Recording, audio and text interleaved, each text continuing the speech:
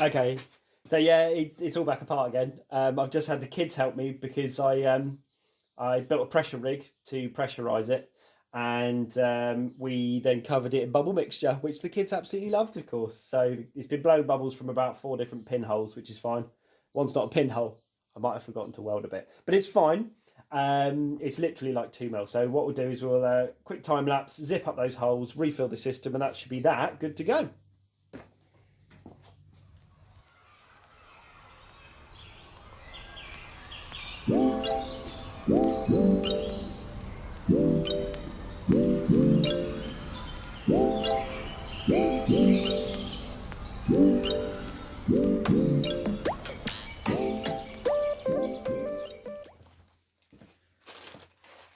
Okay, cooling system's filled back up and sealed, looks good. Next thing to do is, I think I'm going to fit up the turbo properly with the gasket that we made a couple of weeks back. Get all the titanium studs and nuts back in there. Downpipe back on, wastegate on. And then we'll decide what to do next.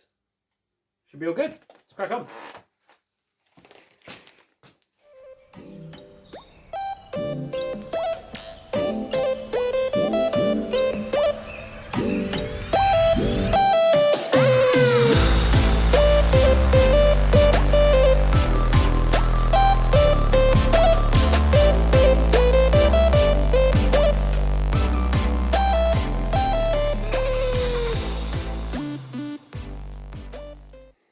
The dangers of international post. This is the V-band clamp that goes from the downpipe to the mid pipe, and I just went to put it back in again. I thought, oh, I haven't got the nut on there. I must have taken that off, tidied it up, and put it away.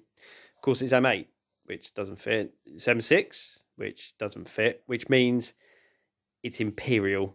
There's an Imperial part of my car, which I hate, but had a bit of a hunt, and what I have got, the only Imperial stuff I've got is, I don't know if you can see this, some nice aircraft grade K-nut stuff. So that's a high grade steel K-nut and a nice washer, which is all the right thread. So, oh, on she goes. I've got a bit of a hangover this morning, won't lie. Doing all right, been for a run. Managed to get it all back in again yesterday, cooling system's in. Also got the turbo gasket in, the bimetallic gasket, that's in. Downpipe is in, as is all of the rest of the exhaust system, that's all plumbed up. Modified one of the brackets a little bit so it fits slightly better. I need to get the wastegate back in again properly, and then put in clamp up all the boost pipes, airbox in.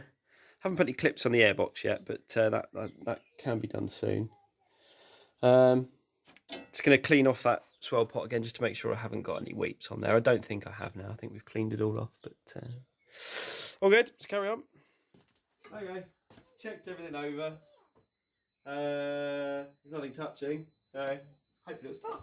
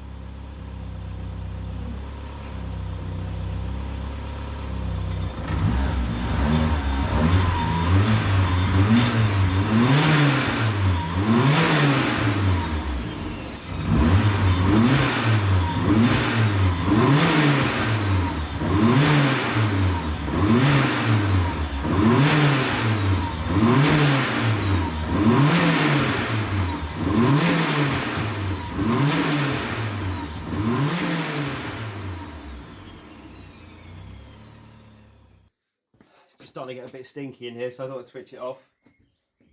All the pipes are open, thermostat's open. It appears to have self-bled. We've got water right to the top of the tank, so that's good. I think it's working all right.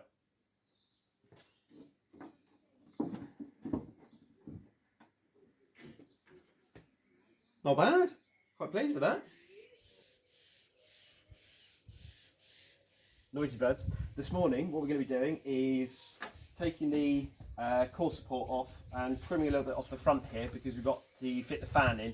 There's just a small section where the fan sticks up and it just interferes with this compared to the radiator. I am also going to be trimming the bumper mount as well, where that comes into contact with the intercooler, and a couple of other bits and bobs. So we're going to crack on.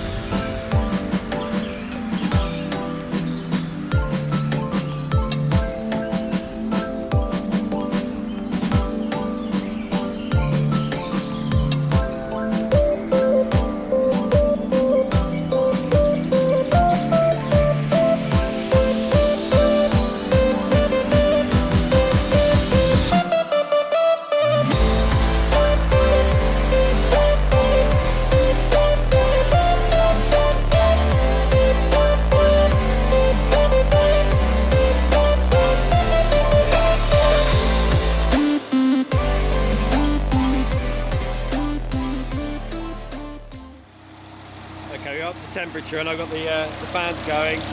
We might not have quite enough clearance just down there. It's close. Anyway, the main thing to watch is this line from up here. The bleed line is working beautifully. It's got little bubbles disappearing up the line. Okay, we got problems. So what I've got is a VW T4 radiator. Now normally the inlet and outlet are on the other side. They're over here. I've got them over here, so the whole radiator is upside down, which also means that the flow is back to front as well.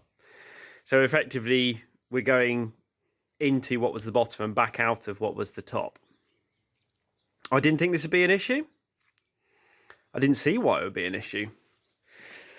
But what we've got at the moment is an engine that continues to heat up steadily without stopping, fan or not. Both the top and the bottom pipes get really hot and the radiator doesn't. Now I think what's happening is that this end tank down there has got some sort of flow divider inside it, which it will do. But I think that it's not just a straight piece that goes across between the top and bottom of the radiator. I think it's at an angle, and I actually think it's pointing down like that. So the flow's coming into the rad, going down, coming up against this this divider, which points downhill. And they're never sealed against the end tank, so it's just going straight down past the outsides of that. If you rev the engine, it cools down, which is a bit back to front. But that makes sense because the pressure from the pump is increasing, the outlet flow, and that's forcing it through the radiator and back out again. So it's just taking the path of least resistance at idle. Radiator's got to come out. It's the only thing we can do.